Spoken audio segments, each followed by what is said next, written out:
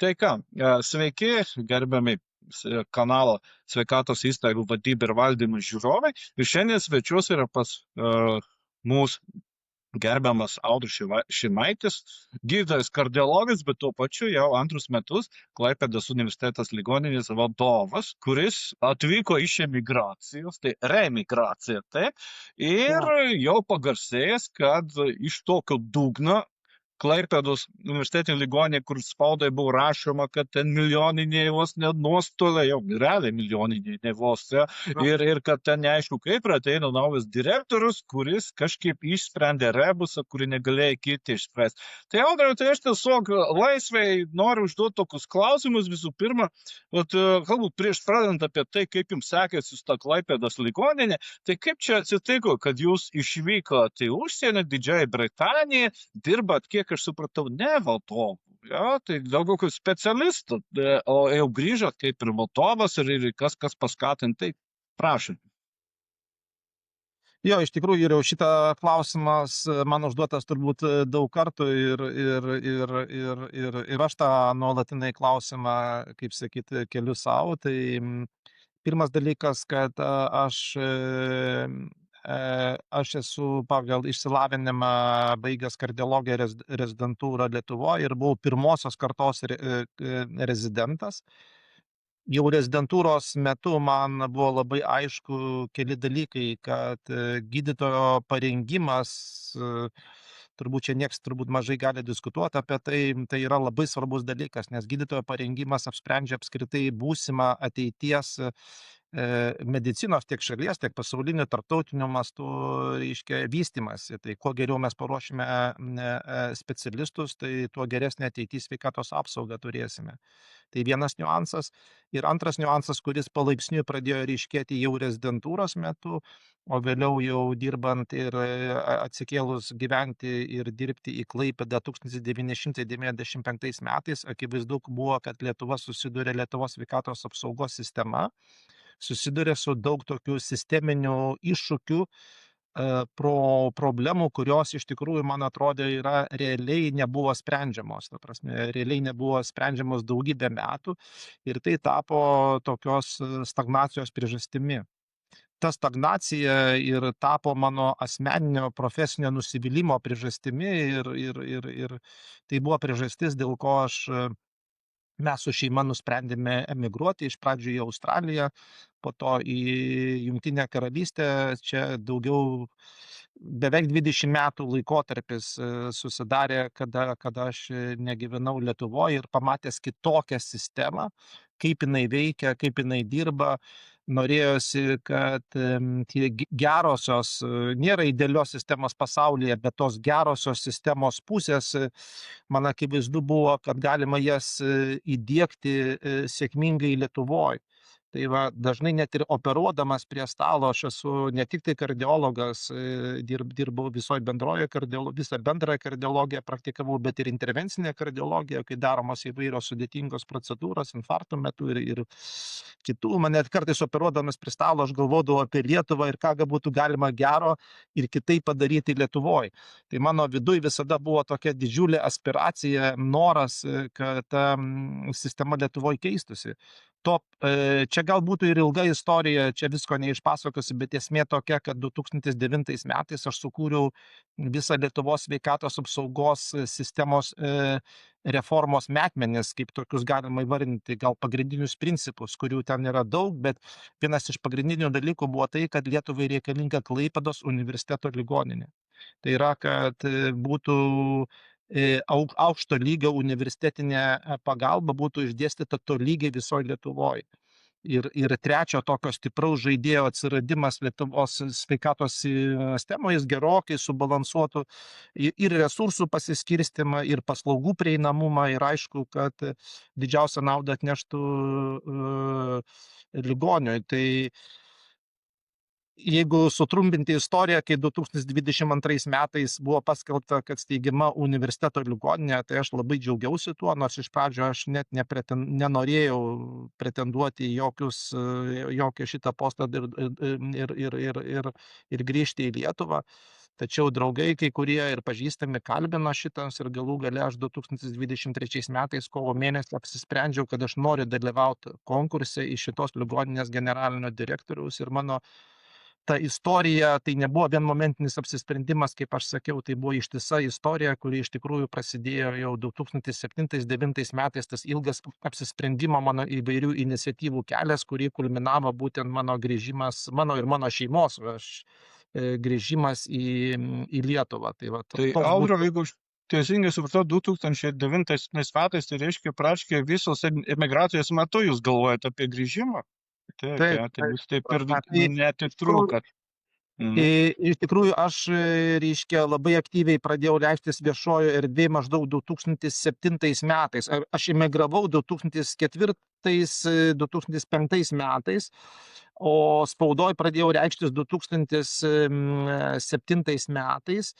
Ir to pasakoj mes veikdami drauge su jaunųjų gydytojų asociacija pavyko kartu veikiant su jais ir vėliau jau jaunųjų gydytojų asociacijai bendraujant su Seimo sveikatos reikalų komitetu pavyko pakeisti Lietuvos jaunųjų gydytojų rengimo kryptį. Tai čia buvo mano vienas iš tokių, turbūt aš širdį vienas iš tokių didžiausių pasiekimų, kad aš buvau toks aktyvus proponentas šitos idėjos ir vėliau kulminavosi į pastangas, jau, kaip sakiau, sukūriau tą vertybėmis pagrįstą reformą, buvau įsteigęs ir spaudos, reiškia, įrankį, tai yra žiniasklaidos priemonė, kuri vadinosi Vakarų Lietuvos medicinai, daugybė straipsnių, susitikimų, pristatymų, idėjos, tokia aktyvi visuomeninė veikla tęsiasi apie 5 metus.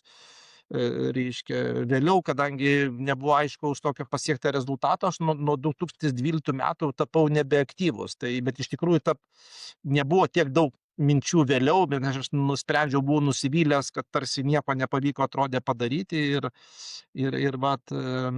bet ta pasėta idėja, jinai pasirodo tikrai buvo gana plačiai ir kulminavosi štai tokiais rezultatais. Tai aišku, kad jokiais būdais čia 2022 metais, tai aš visiškai nedalyvau, čia jau vyko politiniai procesai, žmonės, kurie tą idėją tikėjo, būrėsi, balsavo, tai čia yra pačios ligoninės įsteigimo faktas, tai čia mano nuopelno joje jau nėra. Prasme, čia jau yra valstybinių institucijų, politikų, žmonių, kurie aktyviai dalyvavo, jų nuopelnas, bet pačią idėją aš iškėliau, aš labai džiaugiuosi, kad pačią idėją iškėliau 2009 metais.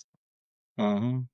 Reiškia, idėja irgi materializavosi ir dabar jau 2 metai ir jūsų nuopelnas yra, kad ar galima jau pasakyti, ir kad pavadintum Klaipėdos universitetinę ligoninę, kad jį jau klestanti darosi, taip nebūtų per garsu.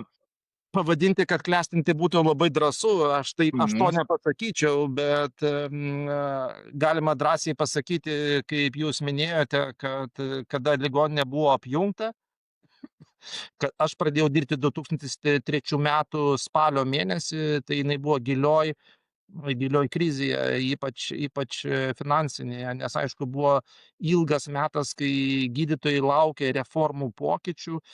Jinai turbūt kalbos apie tai užtruko daugiau negu vos ne 1,5 metų laikotarpis, kur materializavosi nuo tos jau idėjos spaudoj ir Seime. Ir aišku, tas laukimas žmonėms, ištisinis laukimas reformų yra kolektyve, kėlė įvairių įtampų ir buvo nesusipratimų šaltinės ne vienu atveju. Pats svarbiausias dalykas tai, kad įstaiga man pradėjus dirbti, jinai jau finansiškai labai stipriai smigo žemyn ir kaip jūs jau minėjote, 23 metais baigė su minus 12,4 milijono deficito, tai tikrai milžiniškas deficitas. Aha. Tačiau mes būtent pradėjus dirbti ir kada atsirado komanda, mūsų komanda sugebėjo ištraukti šitą ligoninę ir iš finansinės krizės ir svarbiausia, kad įgyvendinti naują struktūrinę reformą, apjungti 3 ligoninės į vieną kolektyvą ir dabar mes turime 18 klinikų ir 4 centrus. mes tapome gydytojų ir ne tik gydytojų, ir slaugytojų traukos centrus, kolektyvas yra gerokai atsinaujinęs. Mes įdarbinom turbūt per pastaruosius nepilnus 2 metus apie 200 gydytojų. Tai skaičiai naujų gydytojų reformos pasekoj išėjo apie 100, virš 150. Tai taip, kad įvyko toks kaip kolektyvo atsinaujinimas, kuris tikrai tiki tom, reiškia, tą mūsų viziją, mes einame į priekį, vystomės, yra daug labai kompetentingų specialistų, tai aš manau, kad mes atgijome kaip ligoninė, jeigu aš taip įvardinčiau, ir aš manau, kad už kokių 3, 4, 5 metų mes būsime klestinti ligoninė, tačiau būtų gal per drąsu dar ją vadinti klestinčią, bet kad atgijusi ir gyvybinga, dinamiška ligoninė, tai šitą galima drąsiai pasakyti. Kas buvo tie vadybiniai sprendimai, kurių pasakoj dabar jūs taip sparčiai vystotis, kad galbūt po 2-3 metų būtų galima pavadinti Klaipėdos universitetinę ligoninę, kad jau yra klestinti? Aš galėčiau pasakyti, kad vienas iš sėkmingiausių sprendimų tai yra naujos pareigybės, tai yra vadybininkų, mes juos vadinam vadybininkai, administratorių atsiradimas sisteminga prasme visos ligoninės mastu. Ir tai yra naujovė Lietuvoje, tai nėra jokiais būdais naujovė Europoje, bet tai yra naujovė Lietuvoje. Kada kiekvienoje iš tų 22 struktūrinių vienetų, kaip sakiau, yra vadybininkas, administratorius, kai kuriuose net yra struktūrose po 2 ir 3 priklausomai nuo dydžio. Ir jie drauge su gydytojais ir slaugytojams vadovauja tiems departamentams. To pasekoj, reiškia, pas mus mes panaikiname kaip skyriaus vedėjo pareigybę, nes mes turbūt vieninteliai Lietuvoje, kur pas mus nėra tokio kaip skyriaus vedėjo. Tai čia 2 inovatyvūs labai sprendimai buvo, kad atsiranda vadybininkai, administratoriai ir nėra skyrių vedėjų. Tai ką mes pastebime, kad tos klinikos, kuriuose slaugytojos draugė su klinikos vadovu ir vadybiniu administratoriumi dirba kaip darniai ir kaip vieninga visuma, vieningai ir puikiai draugė dirba, tai tos klinikos iš tikrųjų klesti ir labai sparčiai žengia į priekį.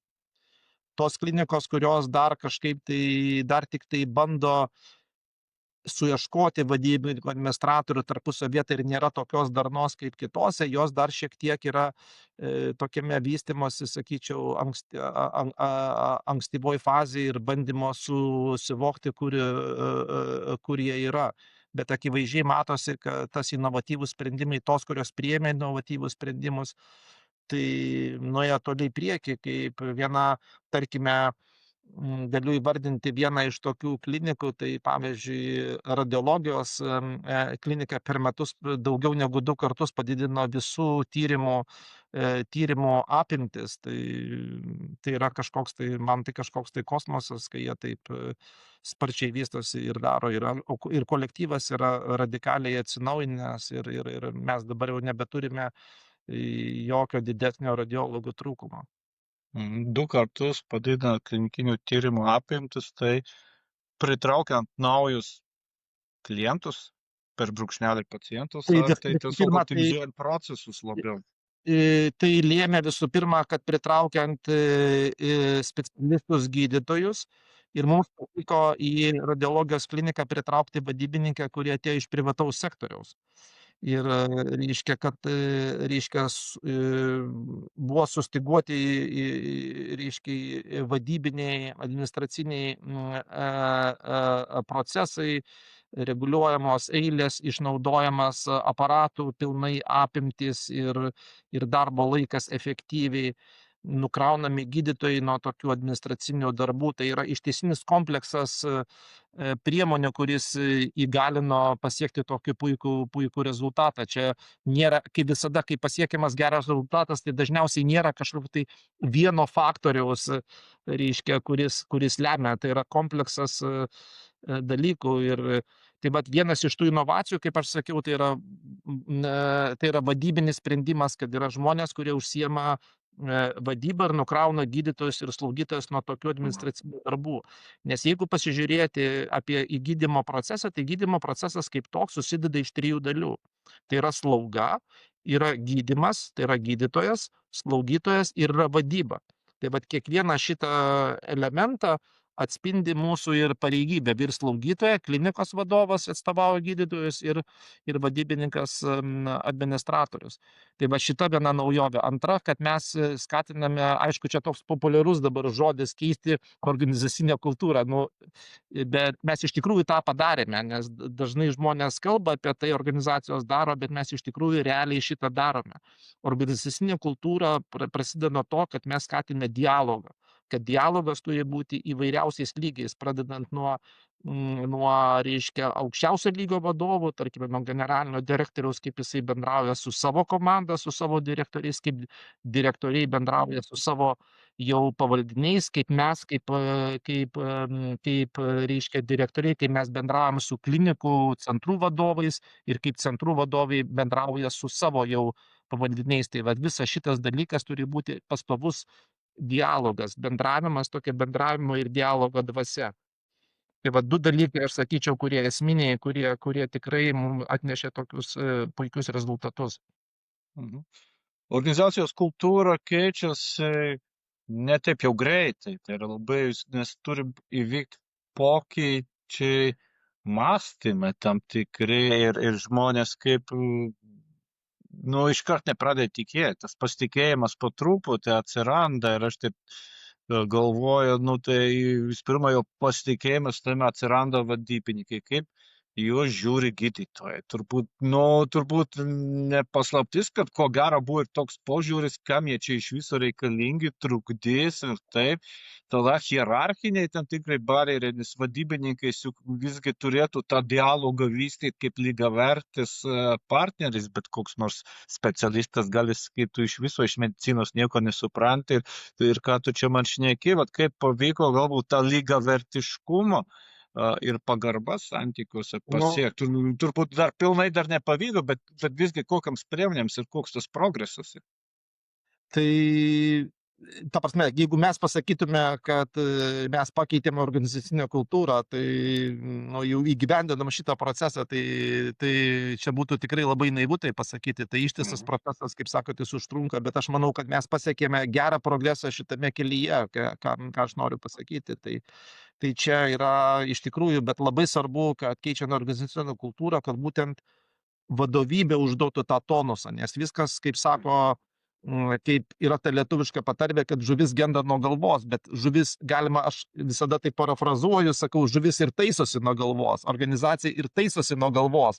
Tai vadovybė turi užduoti tą tonusą, tą ir tą mes tikrai stengiamės ir darome visoje organizacijoje. Na, o pasipriešinimas, tai čia natūralus dalykas ir aišku, kad naujovės atvedimas ir yra tai susilaukia pasipriešinimo ir tiesiog situacija tokia, kad dažnai apskritai žmonių santykiai dažnai yra apie galios santykį. Ypač organizacijose ir ypač sveikatos apsaugos organizacijose, čia ne tik Lietuvos, čia lygiai taip pat ir kitose valstybėse. Ta patį procesą praėjo, tarkime, ir Anglijoje, kad buvo didžiulis pasipriešinimas vadybininkam iš gydytojų pusės, nes gydytojams kartais atrodo, kad atimama dalis galių. Ir tas kelia tam tikrą pasipriešinimą, bet aš manau labai svarbu yra kad vadybininkai, dauguma vadybininkų atėjo ne iš medicinos sferos, bet atėjo iš kito pasaulio ir jų toks sveikas požiūris ir dauguma turėjo tikrai labai tokį sveiką, gyvybingą požiūrį į procesus ir supratingumą. Tai va tas supratingumas iš jų pusės lėmė tai, kad, manau, jie parodė, kokia nauda yra gydytojų ir gydytojams, kai nukrauna tuos darbus, kurie jie negalėdavo padaryti laiku ir gerai. Tai va čia, aš manau, buvo raktas į sėkmę ir aš turbūt gal iliustruosiu vienos klinikos vadovės pasakymą, kai praėjo daugiau turbūt nepilni metai, Pusę metų, tai yra pusę metų nuo vadybininkų, gerų pusę metų nuo vadybininkų įvedimo ir sako, žinot, aš dabar supratau, aš tik dabar pasijaučiau, kad aš esu tikrai klinikos vadovė. Tai vat, ta prasme, tai šita klinikos vadovė suprato, kad vadybininkai tai yra pagalba. Nukrauna nuo tų darbų, kurių jai nereikia daryti, o jinai gali daryti tos darbus, kurių reikalauja jos ekspertizė, jos žinios, jos ekspertinės žinios ir taip gaunasi tokia situacija, aš manau, mes sukūrėm tokią situaciją, kaip sakyt, win-win, kada laimi abi pusės. Ir apskritai mes stengiamės organizacijoje daryti taip, kad kažkokį klausimą sprendžiant dialogo būdu, kad sukurti tokią situaciją, kuria win-win. Ne kažkoks kompromisas, kur kažkas kažkur tai nusileidžia, bet ieškoti tokios formulės ir tokio sprendimo būdo, kur yra laimi abi pusės. Ir aš manau, kad daugumą atveju tai yra įmanoma. Mhm. Taip. Mes kalbėjom apie vadybininkus, administratorius, tačiau taip pat vis labiau įsigali ir atveju vadyba, kur taip pat reikalingi vadybininkai. Tik jie arčiau medicinos, ne tiek, bet taip pat administracinės funkcijos ir man pačiam teko susidurti su kai kurioms poliklinikoms, pirminėms sveikatos priežiūros centrais, kur yra pasimetę, kaip manus tą atveju vadybą įdieginėti ir tenka susidurti su tokiams problemams, kad nežino, kuo griebtis, kaip tos procesus styguoti. Ir kas turėtų būti atveju vadybininkų? Paprastai tai yra slaugytoja, bet slaugytoja dažnai yra tokia kaip pilka pelytė, kuri turi klausyti gydytojų nurodymus ir jie turi jau funkcionuoti lygiaverčiai. Lygiaverčiai vadovaujant tam tikriams procesams, koordinuojant specialisto darbą, sudarant gydymo planą, sekant aktyviai, net proaktyviai skambinant tam pacientui ir taip toliau, ir visą eilę vadybinių veiksmų ir iš tikrųjų iškyla tas klausimas, kaip įgalinti ir paskatinti slaugytojus, kuris atveju vadybininkės, kad jos perimtų. Kaip jums paveiks, jūs irgi yra pas jūs, tai jūs taip pat turite pirminį sveikatos priežiūros centrą, ką jūs darot su atveju vadybą? Na, kas liečia pačią atvejo vadybininkai, tai Klaipėdos universiteto ligoninės gydytojai yra pionieriai visoje Lietuvoje. Tai čia ir tas įvyko jau dar prieš įsikuriant Klaipėdos universiteto ligoninėje. Čia nėra nei mano, nei mūsų komandos nuopelnas. Šitą procesą, šitą idėją atsivežė daktaras Alvydas Česas, mūsų, reiškia, onkohematologijos klinikos vadovas ir reiškia, chemoterapijos asociacijos Lietuvoje vadovas, tikrai labai imlus, autoritetingas ir visoje Lietuvoje gerai žinomas onkologas. Tai jisai tą idėją įgyvendina vadinamus žaliuosius koridorius ir ten yra atvejo vadybininkai. Aš manau, kad, nežinau, tos organizacijos, kurios neturi atvejo vadybininkų, aš galvočiau, kad turi pradėti nuo tokių sudėtingų patologijų, nes atvejo vadybininkas tai yra tas žmogus, kuris palydi pacientą ir lydi kelionėje per gydymo procesą, bet ne gydymo prasme, bet, reiškia, organizavimo, psichologinės pagalbos ir administravimo prasme. Nes kaip mes ir prieš tai kalbėjome apie tą formulę, kad gydymo procesas yra slauga, gydytojas ir vadyba, tai šitą formulę galima ir čia pritaikyti, būtent, kad vadybininkas, nes kai žmogus serga sunkia patologija, kyla krūva ne tik tai ir psichologinių, ir organizacinių, ir administracinių dalykų. Pavyzdžiui, kaip užsiregistruoti tyrimą, kas užregistruos tą tyrimą, pavyzdžiui, reiškia, tyrimo rezultatų interpretacija, kad pateikti gal greičiau gydytojui, užtikrinti, kad tas tyrimas, pavyzdžiui, gydytojas pasakė, reikia daryti kompiuterinę tomografiją, kad tikrai būtų padaryta, pavyzdžiui, per 3-4 dienas, tai tas vadybininkas reiškia, atvejo vadybininkas sėdi ant telefono, skambina į radiologijos kliniką, sako, čia yra toks ligonis, reikia padaryti, reiškia, o tokį, reiškia, tyrimą iki tokios datos, kai tas tyrimas padarytas, jis gal praneša gydytojas, tas sako, užregistruok į atvejo šito vadinamas multi-MDK, multidisciplininės komandos aptarimą ar dar kažką, tai yra krūva organizacinių dalykų, kurių slaugytojo, kuris slaugo, arba gydytojas, kurį gydo, tiesiog jie neturi laiko to daryti. Tai atvejo vadybininkas tiesiog lydi tą pacientą visame tame kelyje. Tai vienas dalykas. Antras dalykas yra, pavyzdžiui, yra tam tikros tokios patologijos, kaip jeigu imti onkologiją, tai iškyla daug tokių psichologinių dalykų, galų gale tie atvejo vadybininkai organizuoja ir psichologinę pagalbą, kurie jau įgūdę, jie daugybę dalį net tų funkcijų kažką papasakoti apie tą lygą, apie kelią, gali kai kuriuos niuansus, ne visus, aišku, bet ir patys. Taip kad tai yra labai labai vertinga ir reikalinga pareigybė. Mes jau žadame diegti ir kitose specialybėse artimiausių metų, bet dar to progreso nepadarė, nes aišku, čia nėra taip paprasta, bet pavyzdžiui, yra daugybė kitų tokių lėtinių ligų, kur atvejo vadyba būtų labai pravartus dalykas, ir aš manau, kad šitas tikrai labai servisas plėsis. Tai dėl pirminės priežiūros, tai mes dar tik tai esam pradiniai fazėje, mes dar neturime, bet planuojame turėti pirminę priežiūrą. Taip, ten berods praeitų metų pabaigoje buvo sveikatos ministro įsakymas dėl atvejo vadyba pirminės sveikatos priežiūros centruose. Taip, dar noriu paklausti visgi, kaip dabar mes kalbamės taip kaip ir gražiai, tinkamas kelias, kaip ir vektoras teisingai, tačiau naiviai nesam ir kiekvienas kelias visada yra kliūtis, to kliūčių yra labai daug. Ir aš, Audriau, tiesiog norėjau paklausti, kokie buvo tie galbūt didžiausiai sunkumai ir trukdžiai, kuriuos sekasi sunkiausiai įveikti, ir galbūt dėl kurių galbūt reikėjo kai kurių naktų ir nemiegoti ir galvoti, ar iš tikrųjų tie sprendimai buvo teisingai priimti, nes vadovo darbas toks ir yra - priimti sprendimus ir juos įgyvendinant, ir vadovas dirba 24 valandas, nes kai jis yra namuose, taip pat smegenys visą laiką dirba automatiniu režimu, net nemiegant. Tai va tas klausimas, kas galbūt buvo tie sprendimai, kurie sukėlė daugiausiai abejonių, galbūt ir nepasiteisino, galbūt vėliau ir pasiteisino. Tai man įdomu irgi tokie išgyvenimai. Jo, tai jeigu kalbėti, aš manau, kad mano požiūriu, kad dažniausiai įgyvendinant kažkokiu tai sprendimus ar sunkumus, tai dažniausiai tie sunkumai yra tavo paties galvoje.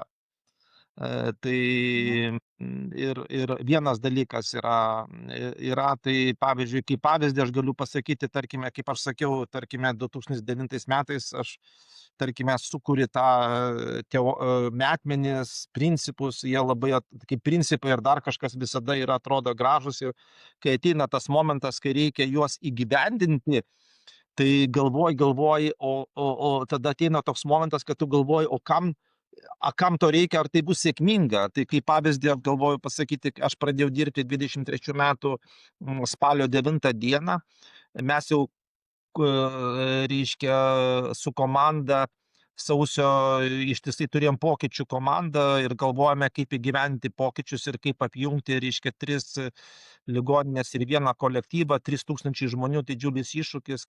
Ir aš reiškia, turėjom drauge sukurti viziją. Aš prezentaciją, kaip, reiškia, juodraštį kūriau, reiškia, tiesiog 3 ar 4 naktis prieš tai, nes darbo dienom reikėdavo spręsti einamosius klausimus, ir aš keldavausi 1-2 valandą nakties ir po 4-5 valandas aš atsimenu dar datą, vasario 9 pristatėm, aš ten pamiegojęs po 3-4 valandas, 3 ar 4 naktis iš eilės galutinai suformavau tą vizijos pasiūlymą, reiškia, mūsų kolektyvui vadovų, kurį mes aptarėme. Ir jisai rėmėmis tomis mano idėjomis, kurios buvo iškeltos 2009 metais. Kai kurios net ir skaidrės buvo panaudotos. Aišku, ir vėliau kai kurios skaidrės net buvo panaudotos iš tų pristatymus senesnių, bet aišku, daugybė jų atspindėjo mano visas žinias, kurias iškėjau Anglijoje, lankydamas ir dirbdamas savo darbą, aš dirbau nemažai ir įvairaus ir vadovavimo darbo, ir lankiau daugybę seminarų. Ir žinot, ateina toks momentas, reiškia, matai tą prezentaciją ir galvoju, vadybininkai, administratoriai, va tos visos trijulės koncepcijos įvedimas, reiškia, nėra skyrių vedėjų, yra kūriamos klinikos su vadybininkais, administratoriais. Galvoju, iš kur mes gausime tų vadybininkų, administratorių? Tai tas klausimas, kurį mane dažnai kas klausdavo, sako, iš kur mes gausime vadybininkų, administratorių? Dabar galvoju, nebus, tarkime, skyrių vedėjų, ta prasme, kaip čia, ar vis dėlto, ar tai toks vidinis gilus klausimas, ar vis dėlto tai yra gera idėja. Žinot, visada toks ateina momentas, kai tu turi aš jau buvau visas tuos skaidrės padaręs, galvoju, jeigu aš to nedaryčiau, tiesiog apjungiam tai, ką mes turime, ane, ir ramesnis gyvenimas tarsi būtų, ane, taip atrodo, žinai. Bet tada aš pagalvoju, tai kurių velnių aš apie tai šnekėjau, reiškia, kiek čia 15 metų, reiškia, grįžau iš emigracijos į Lietuvą ir dabar aš dabar, ta prasme, vietų tokių kertinių idėjų, apie ką aš galvoju, aš atsisakysiu šitų idėjų, galvoju, ne, ta prasme, galvoju, vis dėlto reikia eiti į priekį ir šitą viziją įgyvendinti. Toks vat įdomus vidinis apsisprendimo jausmas. Tie dalykai neateina, tai vat aš sugalvojau ir darau. Tu turi vis tiek praeitą tokį didelį vidinį apmąstymų, apsisprendimo procesą. Tai aš sakyčiau, va tas procesas, to proceso valdymas, pokyčių valdymas tavo galvoj yra pats sudėtingiausias dalykas ir jis gali būti pačiu didžiausiu priešu. Ir antras dalykas, aš manau, yra tai, kad reikia suvokti tokį, kad pasipriešinimas naujovėm tai yra normalus dalykas, tai yra procesas. Niekur pasaulyje nėra tokios šalies istorijos, kad kažkokios tai naujovės, jos tiesiog ateina su kokiom naujovėm ar pokyčiai ir ten visi sėdi auditorijai, 90% visi ploja ir sako darom, taip nebūna gyvenime. Taip kad turėti tą aiškiai suvokti, kad tai yra natūralus procesas ir pačiam to nepriimti nei asmeniškai, nei emocinėme lygmenyje. Aš manyčiau, tai yra vienas iš sunkiausių dalykų. Ir jeigu mes stebėjom, tas, kas stebėjo Klaipėdos universiteto ligoninės gimimą, tą pasipriešinimą, tai aišku, akivaizdu buvo, kad ligoninės, reiškia, lygyje buvo akivaizdus pasipriešinimas, buvo pasipriešinimas viso regiono mastu ir taip pat buvo netgi nacionaliniu mastu, jeigu kas stebėjo įvairius posėdžius Seimo sveikatos reikalų komiteto, tai matėme, koks buvo pasipriešinimas netgi nacionaliniu mastu. Bet tai aš priimu labai filosofiškai, manau, kad tai yra normalūs dalykai, be šitų dalykų pokyčiai jie negali įvykti. Taip kad manau, kad labai svarbu suvokti, kad tai yra viena visuma ir į tą emociškai pačiam kiek įmanoma neįsivelti į tą procesą, nepriimti to asmeniškai. Tai aš manau, kad tai yra ir reformų pokyčių sėkmės formulė, bet lygiai taip pat net ir tie vadovai, kurie nedaro tokių kažkur globalinių pokyčių, bet tarkime yra vadovai jau susiformavusi įstaigoje, tai yra kasdienis vadovo darbas su savimi, su emocijomis ir suvokti tuos procesus, kurie vyksta įstaigoje, reiškia, ir aplinkui įstaigą ir toje sferoje, kad labai gerai suvokti ir vertinti pokyčius ir procesus. Audriau, kas turėtų keistis, kad teigiami pokyčiai Lietuvos sveikatos apsaugos sistemai vyktų šiek tiek ir greičiau, ir sklandžiau, ir labiau teigiamą linkmę? Aš pasakyčiau vieną dalyką, aš manau, kad kuo greičiau Lietuva suvoks slaugytojų vertę sveikatos apsaugos sistemoje. Slaugytojų, aš turiu menį, kad ne tai, kad neesančios slaugymo struktūros ir neesančių slaugytojų, bet Lietuva turi kuo greičiau, Lietuvos sveikatos apsaugos sistema tiksliau, turi kuo greičiau rengti išplėstinės praktikos slaugytojas, tarkime, Anglijos vadinasi specialized nurse, specializuotos slaugytojas ir dar kitokių pavadinimų yra, nes, reiškia, yra sveikatos paslaugų poreikis jis yra milžiniškai augantis, gydytojų skaičius toli gražu neauga taip sparčiai ir gydytojai turi vykdyti tas funkcijas, dėl ko jie tiek daug metų mokinosi ir manau jau dabar slaugytojos gali perimti daugybę gydytojų funkcijų. Tai mes tokiu būdu, eidami tokiu keliu, mes ne tik tai, kad spręsime gydytojų trūkumų klausimą, kuris labai aktualus, bet mes sukursime mechanizmą, patrauklų mechanizmą slaugytojų profesinio vystymosi, profesinės karjeros prasme, kad jeigu sukūrėme tokias išplėstinės praktikos slaugytojos, kurios turi ir daugiau kompetencijų, ir tuo pačiu ir finansinio atlygio, nes dabar slaugytojos dažnai kelia finansinio atlygio klausimą, kad jeigu mes integruosime juos sklandžiai į sistemą ir kompetencijų, ir finansinę prasme, aš manau, kad tai bus didžiulis pasiekimas ir šitą reikia daryti kuo greičiau, mano požiūriu. Mhm. Tai ir tame tarpe ir atveju vadybininkais Šiuo atveju tampa vadybai, taip ir slaugytojais, jo. vadyba, tai čia be jokios abejonės, taip. Be abejonės. Jo, žinom. A, Kas lietuviškam mentalitete skirtingai nuo Britanijos, kur teka, yra tie skirtumai, kas yra ypatinga, kas galbūt labiau trukdo tuos pokyčius įgyvendinti, o galbūt atvirkščiai, galbūt yra būtent tai, kas padeda.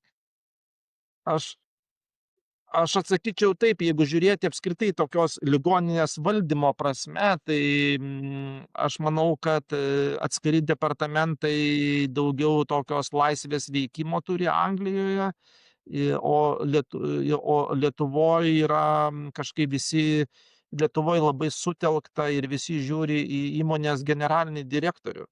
Ta prasme, ir jo sprendimai, jo mąstymas, jie labai asocijuojasi su įstaigos, reiškia, tiesioginiu vadovu. Anglijoje, pavyzdžiui, kai aš dirbau, man atrodo, pasikeitė 5 ir 6 direktoriai, tai iš jų aš esu matęs 2 gal esu, o kitų aš net pažinčiau, gatvėje, jeigu būčiau jas, aš net pažinčiau, kad jis yra ligoninės generalinis direktorius, nes aš su jais mes visai nekontaktuodavom, nes aš buvau ir vadovas departamento ir mes labai mažai sąlyčio taškų turėdavome, kad ten yra daugiau sprendimų, yra tiesiog padaroma kituose lygiuose ir dažnai žmonės neasocijuoja save su, tarkime, generaliniu direktoriumi. Lietuvoje yra tokia kultūra, tiesiog tokia struktūra ir kultūra, kad labai yra asocijuojama, reiškia, su įstaigos vadovu. Nu, va, tiesiog tokia yra, ar gerai, ar blogai, aš nežinau, bet tokie skirtumai ir tokia tiesa vienas dalykas. Jeigu žiūrėti iš pacientų pusės, tai pacientai daugiau pasitikė pačia sistema, negu kad konkrečiais gydytojais. Aišku, kad visada yra konkretūs gydytojai ir tai, bet jie ateina gydytis į sistemą. Dažniausiai Tai čia Anglijoje labiau pasitikė. Jo. Taip, Anglijoje labiau pasitikė sistema.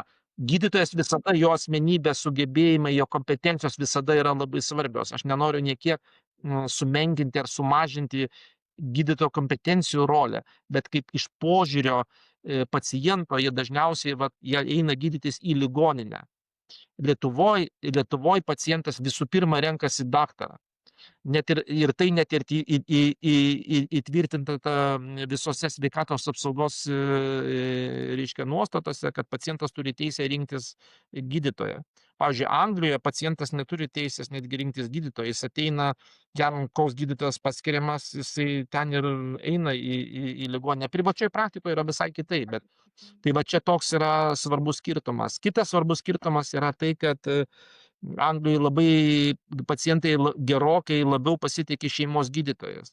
Pavyzdžiui, kai aš dirbau kardiologų konsultantų, tai aukščiausias praktinis lygis Anglijoje, jie ateina pas mane ir man pacientai, aš iš pradžio man keldavo nuostabą, kai aš ką tik tai buvau emigravęs, ir man pacientai pasakoja, sako, mano gydytojas sakė taip. Tai kai pacientas sako, manęs niekada nevadindavo, niekada per 20 metų ir taip, ir lygiai tas pat liesdavo ir mano kolegas, jie nevadindavo, kad mano gydytojas. Mano gydytojas, reiškia, anglui, tai yra šeimos gydytojas. Reiškia, tai pas juos yra daug didesnis pasitikėjimas apskritai šeimos gydytojų ir visa valstybė yra sukonstruota ir sistema, valstybinė sistema sukonstruota taip, kad tai yra daug didesnė rolė vaidina šeimos gydymo institucija. Ir aš manau, kad Lietuvai yra daug ko būtų verta pasimokyti ir eiti tą kryptim, nes pas mus vis dėlto yra per daug orientuota sistema į specialistus. Nu, taip, dar medicinos specifika yra, kad pacientas negali pats savarankiškai įvertinti gydytojo kompetencijos, dėl to jis sprendžia pagal įvairius subjektyvus faktorius, kurie nebūtinai yra teisingi ir tokiu būdu, naudojant savo teisę, pasirinkti gydytojais tam tikrą prasme mažina efektyvumą, į sumaištį tam tikrą įnešė. Taip. Tai kaip aš pilnai sutinku, kaip pavyzdį pasakysiu, pavyzdžiui, yra chirurginis skyrius. Pavyzdžiui, jeigu ir darbo organizavimo prasme, efektyvumo prasme ir labai sudėtinga ligoninė organizuoti darbą. Imkime kokį nors, bet kokį, X kažkokį ten, tarkime, nesvarbu, ten urologija, ar ten bendroji chirurgija, ar ten neurochirurgija, kardiochirurgija, bet ką, kažkokį chirurgijos skyrių, ne?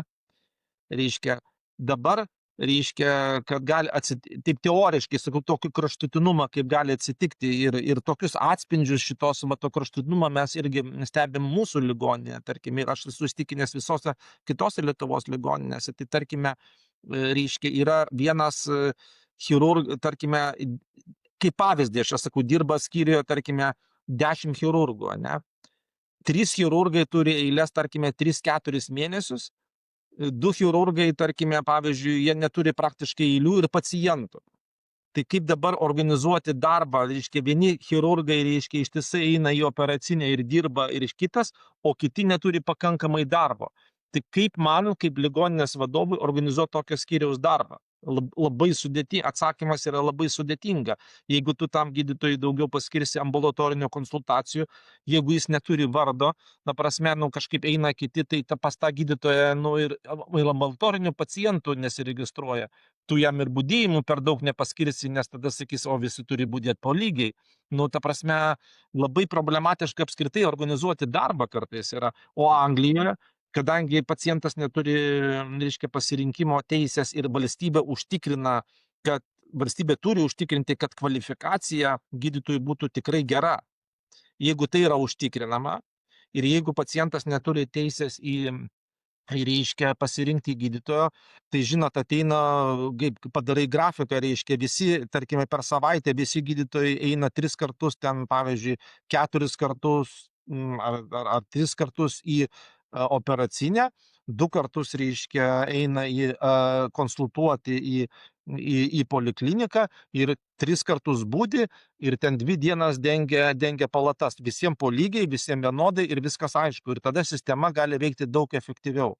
Bet aišku, visada yra pliusų ir minusų ir vieno ir kito atveju. Bet efektyvumo prasme tai yra didelis skirtumas.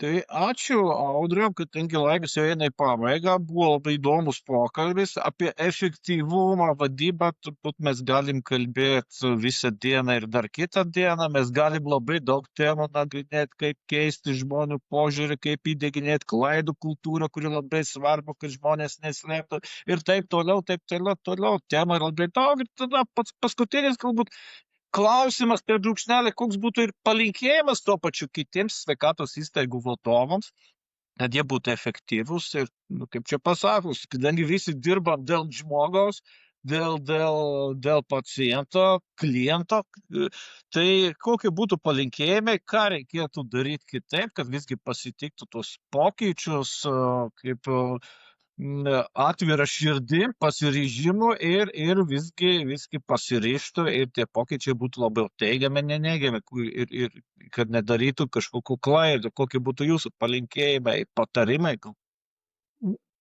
Labai bus sunku būtų patarti taip kažkam tai iš šalies ar bendrai, bet jeigu kalbėti apie bendrus bruožus, tai pirmas dalykas reikia, aš manau, nebijoti pokyčių. Nebijoti pokyčių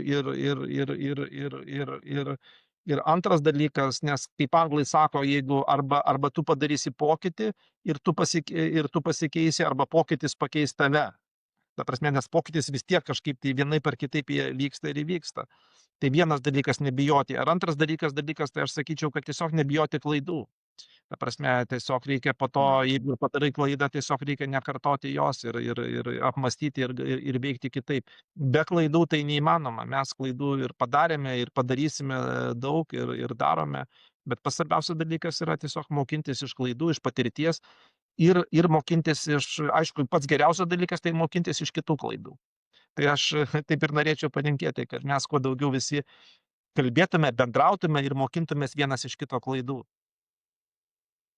Tai ačiū, Audriau. Tikiuosi, kad kažkas ir tuo pasinaudos.